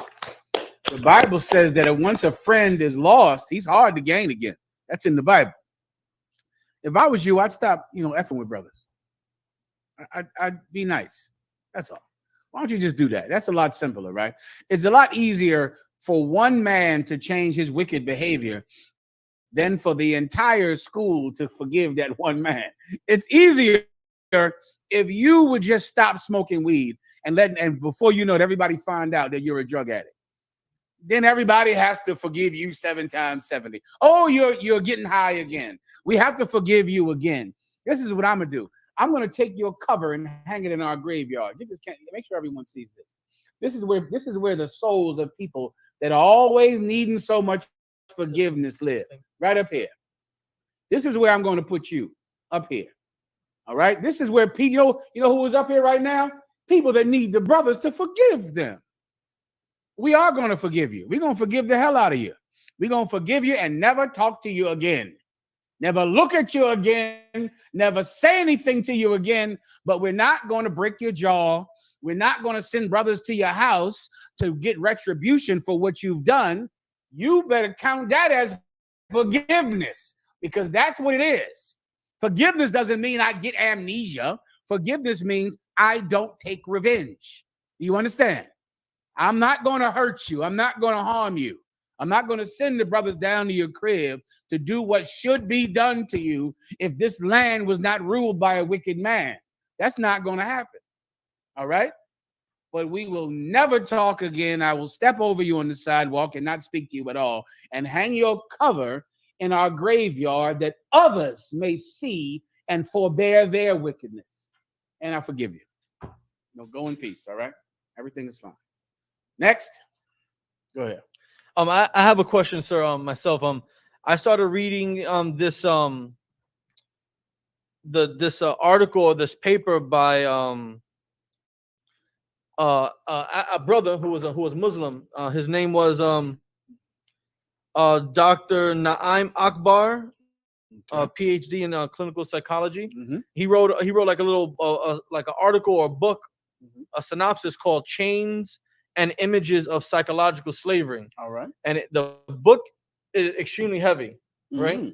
And it's talking about how it's basically reiterating a lot of things that the Bible says and what we teach here. All right. So I wanted to know: is there any scriptures that that I can use to pair up with the house slave wanting to be desired by the master, or wanting to gain the acceptance of the master? Like, I know the scriptures in the Maccabee where the brother decided to go up and kill the pig on the altar after the Maccabee said no. But anything else? I'll give you a couple just off the top of my head. I would go, is Israel a servant? Is he a homeborn slave? Okay, concert. I would also go to, why trimmest thou thy ways to seek love? I would go there. I would go master, servant, dynamic. He wants to please. It's right on the tip of my tongue. Please. Oh, it's almost right there. Start with those. I think if I read around those, it'll move, because that's two. I would go straight there because those are about that. It's about, it's about okay, you can answer it. It's about Israel behaving like a slave that was born into slavery, as opposed to a slave that was taken into slavery. When you're born into slavery, you're comfortable with it, and your life is about pleasing the master, as opposed to a slave that's fresh kidnapped. That slave is fighting back. Everybody gets the point. All right. Good to go. Solid. Next. What, sir? No problem. This next question is from young man Jaheem. All right, Jaheem, give him a hand. Can someone get 1 Corinthians 13, 7-9, Baba Kasha? Young brother Jaheem asks if he can please get a breakdown on 1 Corinthians chapter 13, verses 7-9, Baba Kasha. Jaheem seems like he had an English name for about 2 years. Jaheem down in Florida, brother. You go to your camp leader about that Hebrew name. See if you're worthy of giving it yet. Is that young brother that yeah, recalled the show? From Florida, exactly. You call down to that camp leader, man. See if you've earned your Hebrew name yet, all right? Okay, go ahead. Were you ready? What was the question? Yeah. 1 Corinthians chapter 13, verses 7-9, Baba Kasha. Mm-hmm. The book of 1 Corinthians chapter 13, verse 7. Beareth I'll start at verse 6, sir. Rejoiceth not, so like in verse 5, does not behave itself unseemly, seeketh not her own. This is this is Galatians. First Corinthians. First Corinthians. First He wants to Corinthians. break down. Period. Yeah, verses chapter 13, verses 7 through 9. Okay, this is about love. All right. Charity, sir. Charity. When you this word charity here is love. So that's the best way to understand this. Charity today denotes, giving money to the poor. You understand? That's what it means today. This is love. So just think what love is. This is about love. This is how love behaves. This is what it does. Everybody understands. What is love? Love is keeping the commandments of God. That's what love is. So you keep those commandments of God. If you do that, this is what you will achieve right here. So just imagine you being the type of man that keeps the commandments. Keeping the commandments will achieve this. Go ahead. Can I start at verse 4, sir? Go ahead. 1 Corinthians 13 and 4. Charity suffereth long. Charity does what? Suffereth long. Charity does what? Suffereth long. Yeah, I think we went through that already. I think we went through that today. Okay. If you loved anybody, you wouldn't be a drug addict. You know what that does to your family. You know what that does to your brothers and your sisters. If you weren't so effing selfish, you wouldn't smoke weed. You smoke weed and you don't care what it does to your children. You don't care about your children getting contact highs. You don't care about your children breathing up all of that cigarette smoke. You don't care about the amount of death that's caused from secondhand smoke. You don't love anyone, which is why you smoke cigarettes, which is why you smoke weed. An alcoholic doesn't love anybody. He doesn't love anyone because he knows, listen, so many of you out there are afraid to fly. I encounter it all the time. People call me. They're terrified of flying. I mean, they're scared to death of flying. You know how many people have died in a plane crash in the last 20 years? 0. Do you understand me? 0 commercial airplane deaths. 0. Do you know how many people have died driving cars in the last 20 years? You know how many people have died of drunk driving, whose deaths were caused because of drunk driving? Let's ask Alexa. Alexa, how many people have died in drunk driving cases in the last 20 years? From WebMD.com. In 2020, more than 11,600 people died in alcohol-related crashes, accounting for 30% of U.S. traffic deaths and a 14% increase over 2019 numbers. That's in a year. In 1 year, 11,000. My God, can you imagine? In 20 years, how many people have died because of drunk drivers? You're afraid to fly. Flying is nothing. You're completely safe flying, right? You're in terrible danger when you get in your car and drive down the street. You should be praying in. People, an airplane, everybody, Jesus Christ, help me, Lord. Please let us land. You get behind the wheel of a car, you drive like nothing is going to happen. That's how you're going to die, brother. Why? Because as you're driving down the road, there are people that do not love anyone but themselves. That's why they speed, and that's why they're drunk. Well, if you kept the commandments of God, you couldn't be a drunk. If you kept the commandments of God, you couldn't do any of these things. If you kept the commandments of God, you would have to suffer. You wouldn't be able to end your pain and hurt someone else. Everybody understands. Love would make you suffer.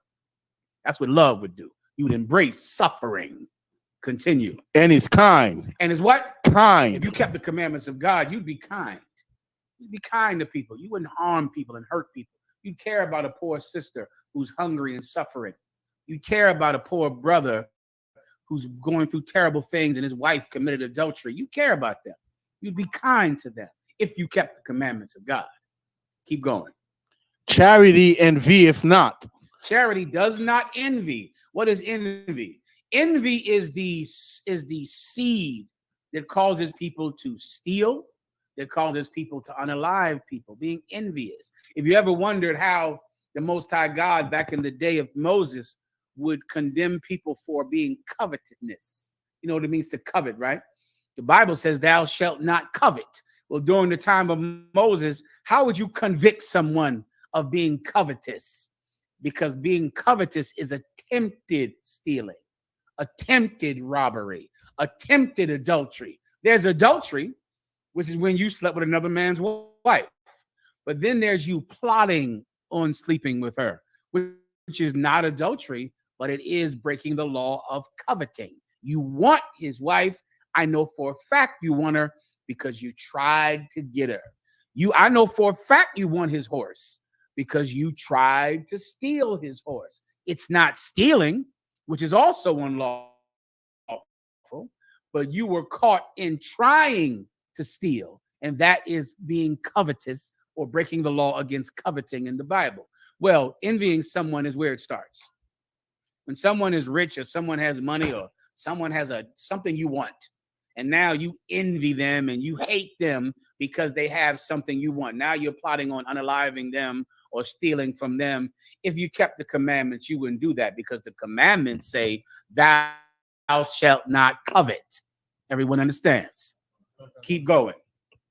Charity vaunteth not itself. Charity vaunteth not itself. To vaunt means to leap or to make yourself bigger than other people, more important than other people. How do you make yourself more important? By thinking, I should have all your money. You shouldn't have any. I should have your horse. You shouldn't have a horse. My hunger is worse than yours. Like something people used to say when I was a kid. I'm only selling drugs to feed my children. You heard that term before? You know, I'm selling drugs to feed. Oh, your kids are the important ones. Oh, I get it. Mines don't mean a damn thing. So you can feed your children. Mine have to go hungry. That makes sense to you, right? That makes sense to you to feed your children. What do you have to do? Murder mine to feed yours? No. If you kept the commandments, you wouldn't vaunt yourself like that.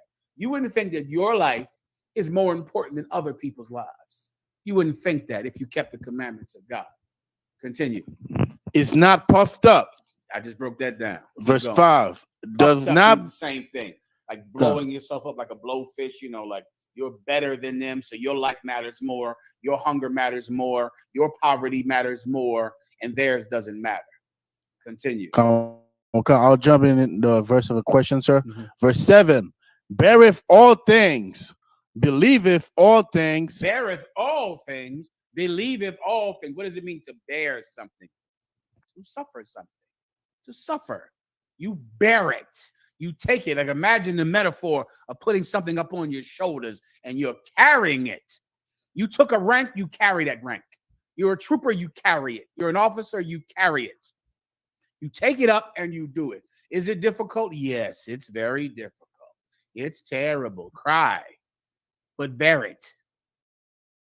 Bear it. What does believe all things mean? Anyone want to give it a shot? I believe that's his question. It's right in front of your face.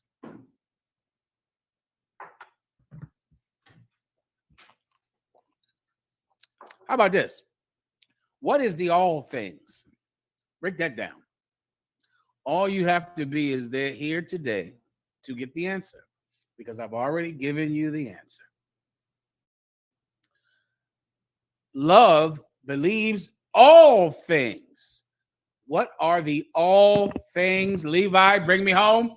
All things pertaining to obeying God, commandments. You walk, give him a hand. There you went there. Oh, God. The all things doesn't believe you believe in Santa Claus or the Easter Bunny or the Tooth Fairy. The all things is talking about, I believe in the whole law, all of it. Why? Because what does a sinner do? Well, I'm not going to murder. I'm not going to unalive people, but I am going to covet. I'm not going to steal, but I am going to be in the LGBT community. You see, a sinner picks and chooses which things they believe. They decide. Give me the precept I want. Thou sayest that I don't unalive, but I do covet. When one God, the same God, said not to covet, that said not to unalive. When it says all things, it means all the commandments. All right. You can't just say these are the ones I do, but I'm still going to smoke weed. But I'm still going to smoke cigarettes, but I'm still going to celebrate birthdays, but I don't eat pork, but I don't eat shrimp. That's not how it works, man. You understand? That's not how it works. If you had any love in your heart, You'd believe everything. You wouldn't decide which ones you believe. You women out there in the truth, you better believe in a man's right to have more than one woman. I don't want to hear none of that mess. I don't care about none of that, all your complaints, and I don't give a damn what you don't like. Who cares? Sometimes your husband wants to knock 2 teeth out of your head. And you know what I have to tell him? He can't do it. He might say, sir, I think I should knock a tooth out of her goddamn face. You know what he's told? That is unlawful. That's what he's told. Well, your husband can have another woman. That's it. Now, if you're in the truth, you're going to have to deal with that. You're going to have to make your peace with that. You're going to have to do what? Bear it. Give him a hand. Bear all things. Suffer all things. Or else, why be in the truth, man? Why be in this camp? Why be One West if you don't believe in everything? Why do it? Right. The hell is the point of doing this? You don't have to be here. You could just surrender your cover. I will hang it in our graveyard, and you can go be a dirty, filthy thing that your mother is. You can go do that. You get the point. All right. If you don't believe in everything, why do this? I never understood half doing the school. I've never got it. I don't understand it. But maybe it's because I've learned how to love. Maybe that's why I don't understand it. Go ahead, Levi. Hopeth all things. Hope what? All things. Hope what? What does that mean? You hope for Christmas to come here this year. You hope for a good Thanksgiving. You hope to get a new bike on your birthday. What is all things? What are the all things you hope for? You're hoping that all of the word of God happens. You're hoping for the kingdom of heaven. You're hoping for slaves. You're hoping for rulership on the planet Earth. If it's in the Bible and the Most High God said he would give it to you, you hope it happens. You know what our prayers say every Sabbath. You know what we hope for. I don't got to say here. It happened. We said, let loose all the terrors. Let loose all the terrors. Oh, they're loose. I pray you understand that. They're everything we asked for happened. Why do we ask for it? Because the Bible says God wants it. So since he wants it, we want it. We asked for the COVID-19 virus. We asked for the plagues. And they happen. They happen. We asked for them. Why? Not because we invented it in our imagination, but because the Bible prophesied that these things, though they be terrible, though they affect a lot of us in a terrible way, the Most High God said that these things happen and were the only way that our people could be free from oppression. So we pray for them to happen. We hope for them to happen. Keep going. Verse 7. And so like endureth all things. Verse 8. Charity never faileth, but whether there be prophecies, they shall fail. Listen, people could say this and say that. You go to church, you done heard 1,000 prophecies that fail. Why? Because of so many false prophets. You know, your preacher said everything gonna be all right. Did they still say that in church? I remember when I was coming up in the camps in the late 90s, preachers would always say, everything gonna be all right. Everything, it's not all right. It didn't happen. You know what? You're gonna get a new job. You're not. You know what? There's a check coming for you in the mail. You know, claim this, Mercedes Benz and claim these. You're not gonna get it. It didn't happen. Your grandmother was healed. He smacked her on the forehead. He told her she was healed. Your grandmother is dead. That's what happened. Prophecies can fail because there are so many false prophets. Prophecies, sure, they can fail. Keep going from prophecies. Prophecies, they shall fail. Mm-hmm. Whether there be tongues, they shall cease. Tongues shall cease. You might have someone that can speak fluent Hebrew and Greek and speak all of the 7 Romance languages. And you might believe because they can speak those languages that they can interpret the word of God better because they can speak Hebrew. Because they said he could be wrong. You understand? He could be absolutely wrong. Oh, damn. Well, that context is different. So that word doesn't mean that. Somebody could say they're trying, they're hoping, they can be very diligent and try to be correct, like we are in the Lashawan Quadox department. Diligent, strong, studying, but there is only one thing that doesn't fail. Anything else, you could make a mistake.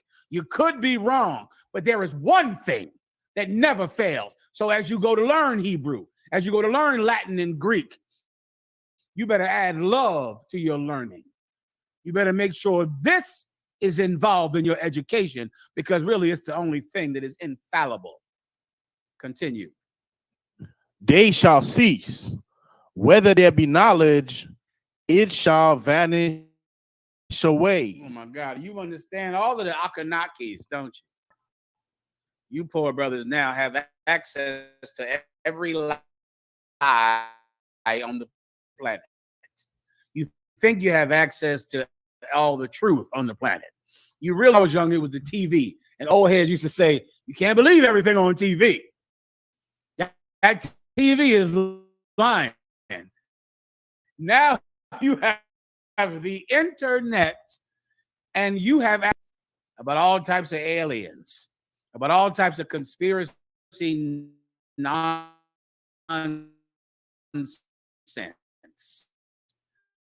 which is why so many of you didn't go get the COVID-19 vaccine. They're going to make you infertile. Get infertile. Do it. Your kids are terrible. Get infertile. Become a zombie. A zombie is better than you. I'd rather have a zombie in here than you. A zombie ain't going to smoke everything and be addicted to cocaine. Zombies don't do cocaine. So become a zombie, because zombies don't smoke the kind of weed you smoke. Why don't you do something and stop being so dumb and believing everything on the internet? Those things could be wrong. Do you understand? Those things aren't magic. The internet is not a magic box of truth. Those things could fail. Those things could be wrong. Those things could cease. There's only one thing that doesn't fail. It doesn't stop.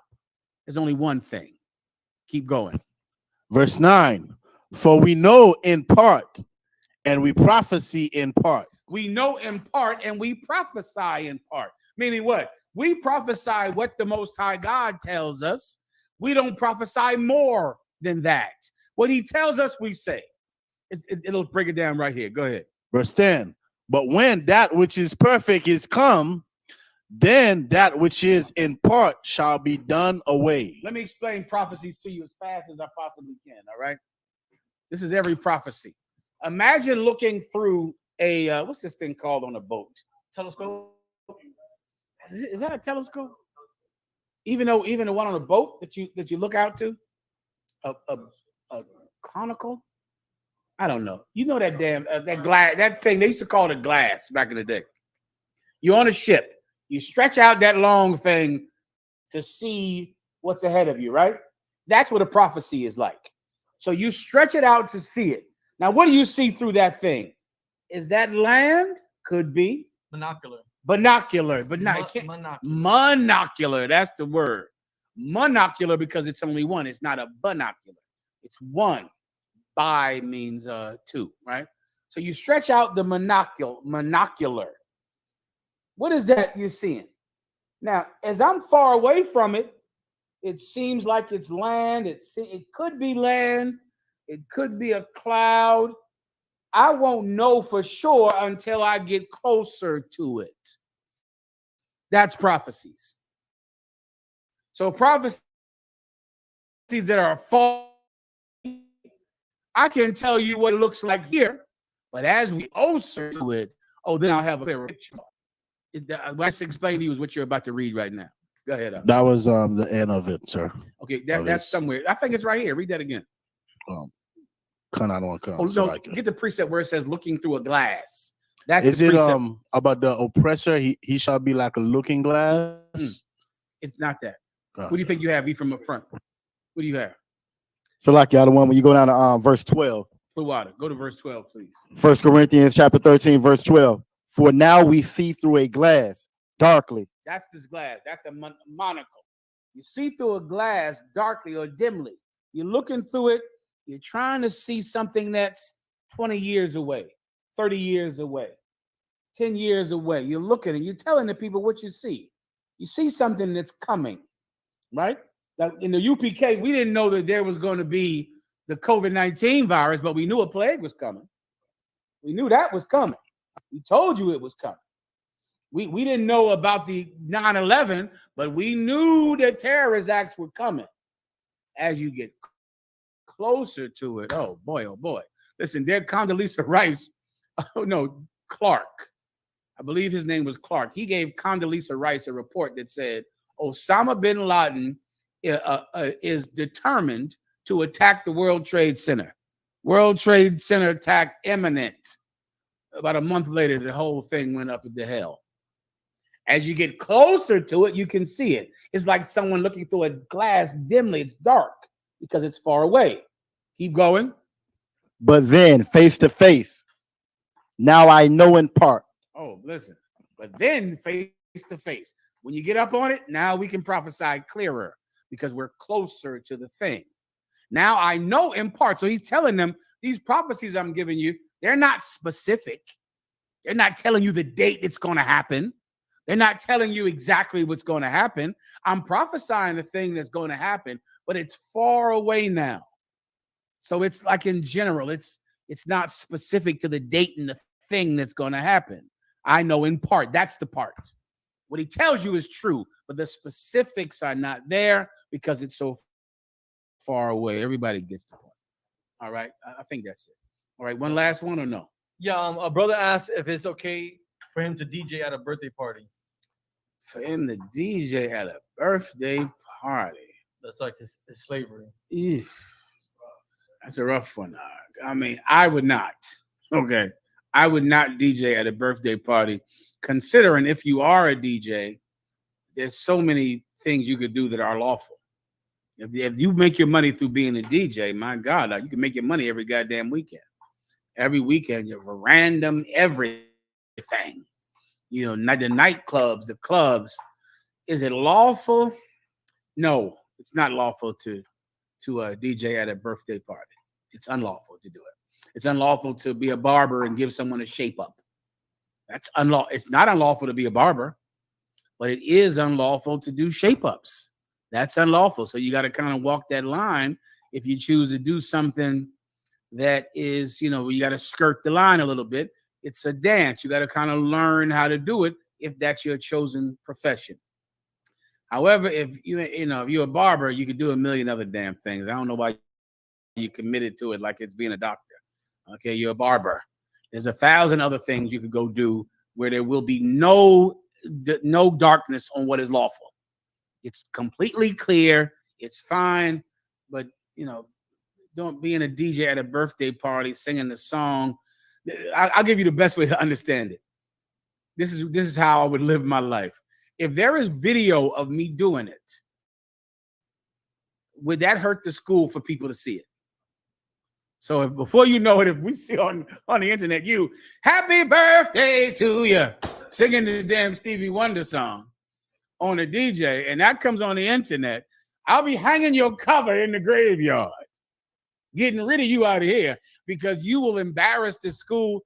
Your enemies will see it. It'll be hard to go teach after people see you and see you singing the Stevie Wonder version of the happy birthday song at a birthday party. You lose kind of your moral authority by doing it. It's going to be difficult for you to go back on the street. Maybe the reason that you even want to do it is because you want to lose your moral authority so you can leave the truth. I'd be careful with that. It is unlawful. You should not be doing it. Go DJ every other damn night of the year, what you can do. Everybody understand?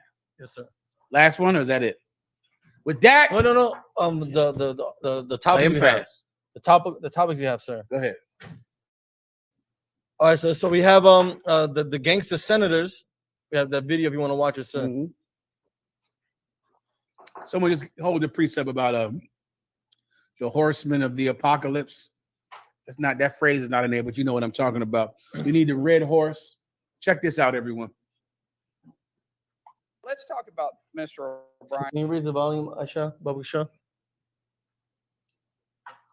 Let's talk about Mr. O'Brien himself, his behavior. As everybody knows, and it's here in the last time, him and I kind of had a back and forth. Appreciate your demeanor today. It's quite different. But after you left here, you got pretty excited about the keyboard. In fact, you tweeted at me 1, 2, 3, 4, 5 times. And let me read what the last one said. It said, greedy CEO who pretends like he's self-made. Sorry, I wish he was in the truck with me when I was building my plumbing company. Myself and my wife was running the office because I sure remember working pretty hard and long hours. Pretends like he's self-made. What a clown. Fraud. Always has been, always will be. Quit the tough guy act in these Senate hearings. You know where to find me. Any place, anytime, cowboy. Sir, this is a time, this is a place. You want to run your mouth? We can be two consenting adults. We can finish it here. Okay, that's fine. Perfect. You want to do it now? I'd love to do it right now. Well, stand your butt up then. You stand your butt up. Oh, hold on. Big Oh, guy. oh, stop it. Is that your All right. solution, everybody? Hold it. No, sit down. Sit down. Okay. You know, you're a United States Senator. Sit down. Okay. Sit down, please. All right. Can I respond? Mr. Hold Chairman? it. Hold it. If Hold we on. can, no, This is I have what the he mic. said. I'm sorry. This is Hold what it. he said. You'll have your time. Okay. Can I respond? Oh, no, you can't. This is a Oh, hearing. Bernie Sanders trying to get order in there. This is the upper house of Congress. You know how much power a senator has in America? A congressman has less power than him. This is the upper house of, and in the UK, this would be the equivalent of the House of Lords in the UK. This cat has so much power, so much, and they're about to fight each other. Why? Who has my precept? Because the spirit of war is loose. They're fighting on the streets of New York, tearing down. Give me some more video. Give me all the videos fast as you can. They're tearing down the 30th Grand Central Station. Right here, sir. Keep read it until he gets it, Levi. Kanadawakan.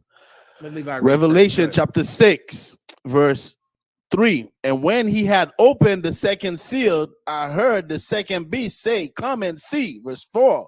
And there went out another horse that was red, and power was given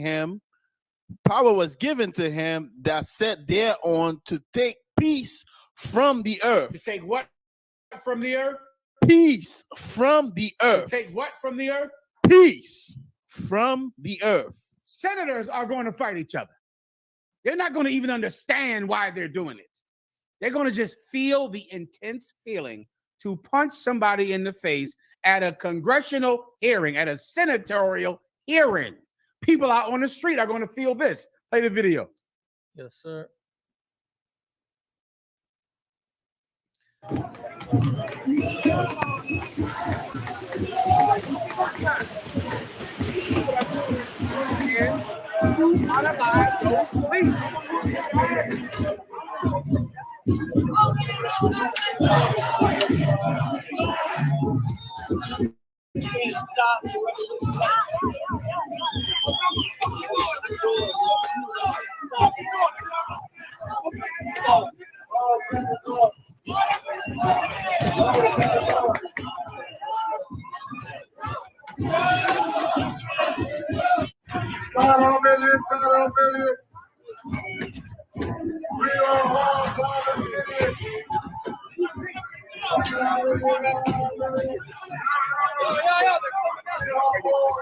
Whatever else you got.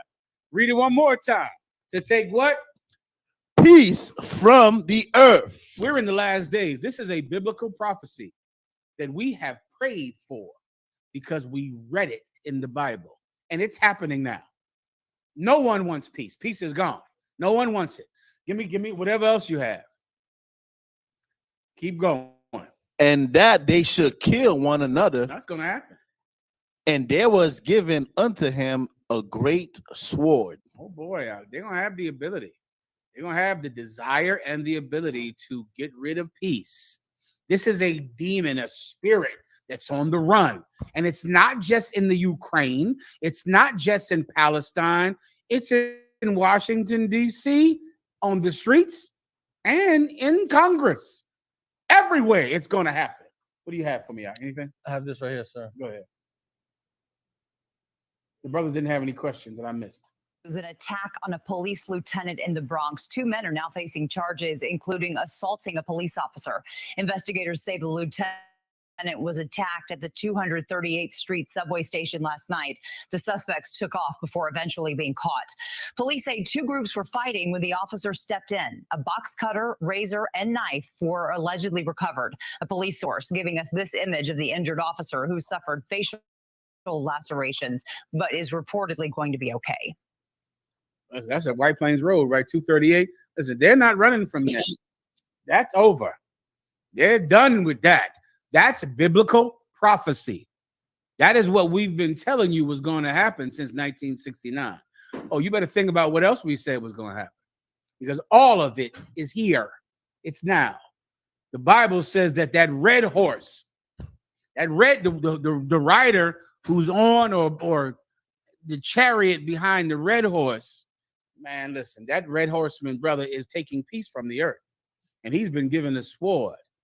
And he is going to do his bidding. And if you're not in the truth, you're going to just feel the uncontrollable urge to hurt someone. I don't care if you're a rich congressman or if you're some miscreant on the streets in a protest. It's going to happen. And soon you're going to see the counter protest happen.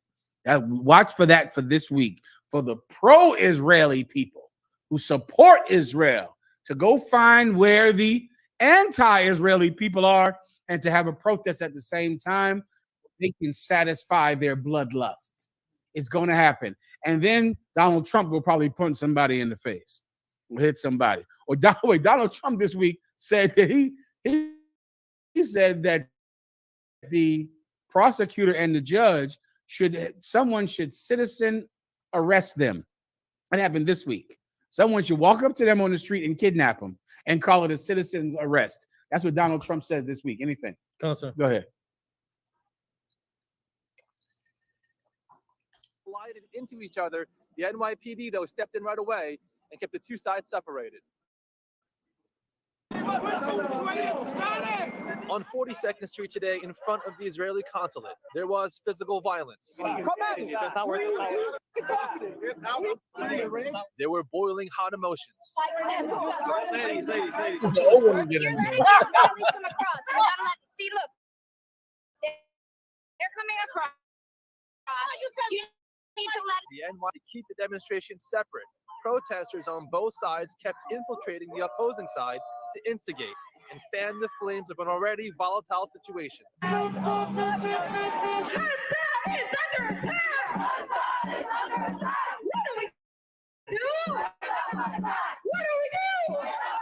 was no reclaiming of this land. This land was always ours.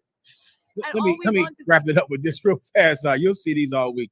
Let me say something I almost forgot to say this week. When you see celebrities who are pro-Palestine or pro-Israel, they are being paid to be pro-Israel or pro-Palestine. No celebrity gives a damn about any of this. They're hired to speak for it or to speak against it. If you're all caught up in it thinking that this celebrity is really telling me to do it, he is getting paid to tell you to do it. Mark Lamont Hill, what's that one, that crazy professor? Cornel West. Cornel West is getting paid to be pro-Palestinian. He's paid to do it. It's his job. And whoever is against it or for it is not just expressing their sincere belief. They're paid, they're lobbied to do it. Next week, I'll show you how much lobbying money is done on behalf of the Israelis and on behalf of the Palestinians. And for the life of me, what is a Black or Hispanic doing giving a damn about any of this? With the problems you have, damn. Can you imagine the neighborhood that Black people who go out on the street and protest for or against Palestine Can you imagine the neighborhood you're going to when the protest is over? And the neighborhood their ally is going to? Your ally owns all the businesses in your neighborhood, whether they be Israelis or Palestinians. I know why you're doing it, though. You're caught up in the spirit. The red horseman is loose. You can't help yourself. You just have to do it because you're weak. Anything else, Asher? Spanish announcement. Give me that one, please. Oh, what's that? Damn it, Asher. Give me a hand, Asher. All right. Finally. Then you have one about the Hispanic brother? Yes, sir. Give me that last one, then I'll get my announcement together. Come on, sir. So I have this article here that happened recently up in the Bronx. It states, here we go. Migrant man stabbed in the head in New York City by homeless attacker who said you don't belong in U.S. Now, here's the ridiculous part about this. The one who stabbed him is Hispanic. He's Hispanic. He stabbed another Hispanic in the head saying, you don't belong here. You're an immigrant. Why? Because that's what Donald Trump says. Because that's what's on the internet. So an Hispanic brother stabs another Hispanic brother in the head because he's just what his grandmother was. Just what his abuela was, or his abuelo was. That's what his grandmother and grandfather were, coming over here from another country, trying to have a better life. He would have never gotten here if his grandmother or grandfather wouldn't have come here and risked everything so they could get out of the ghettos of whatever country they're from. Now he stabbed someone in the head for doing the same thing. You want to read it? If you don't mind. Please. It says, a hateful creep allegedly attacked a migrant man, stabbing him in the head while saying, you don't belong in this country, in the Bronx last week, police said Tuesday. Luis Morillo, 36, was charged with 4 counts of assault, criminal possession of a weapon, and harassment for the November 10th attack on a fellow Hispanic man. I'm sorry, go ahead. Morillo, who is homeless, allegedly approached the 52-year-old victim outside an Optimum cable store. The brother who stabbed him is a homeless man. Living on the street, living outside. Sees another brother and says, asked to borrow money. Asked to borrow some money from him. Keep going. And asked to borrow money, police said. A fight between the two men ensued, during which Morillo spat out, you don't belong in this country. Morillo then allegedly punched the victim in the face and stabbed him in the head, police said. Akim, that's the spirit that's in the air. If you're undisciplined, it'll be inside of you. It'll be in you. What we try to teach you in the Israelite School of UPK under commanding General Yohana out of 1 West 125th Street, Harlem, New York, is to be strong against these spirits, is to put something in your chest that's permanent, that's sturdy, that's strong, that's steadfast, so that you can resist the spirit that is absolutely going to be loose right now in this world.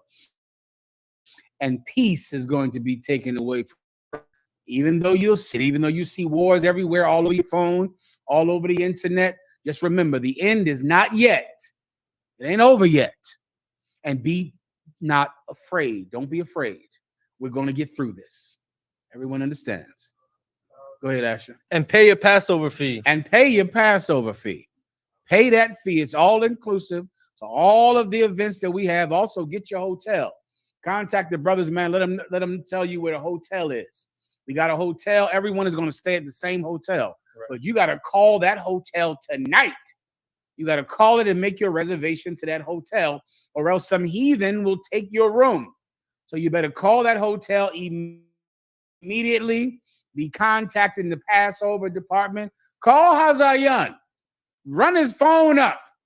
Call him all night, all day, like you do me.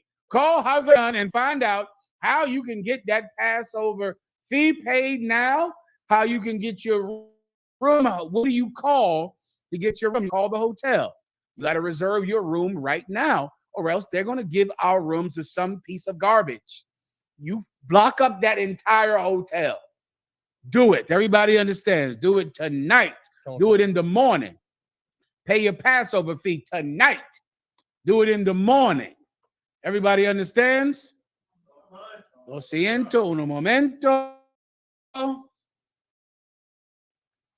Mi nombre es Enarel Mahayaman. Soy tu hermano. Y estos son los anuncios. Somos la Real. Comenzamos en 1 Oeste, calle 125, Harlem, Nueva York. Desde 1969, debajo del comando de el General Yahana. Canales, esta es la verdad. Si tú eres latino, negro o indio nativo, tú eres Israel, el pueblo elegido. Dios, tu madre y tu padre dicen que somos sin culpa, pero su iglesia tiene toda la culpa de lo que nos está pasando. Órale. With that, pass the class over. Clap it up for the class. Man of Israel, Amajim. Man of Israel, we're going to give one courtesy salute. Man of Israel, Amaj Shabbat. Amajim, Barak, Yahweh Hashem, Yahweh Shah Rakatah. Yasmatah. So, and turn to the sister.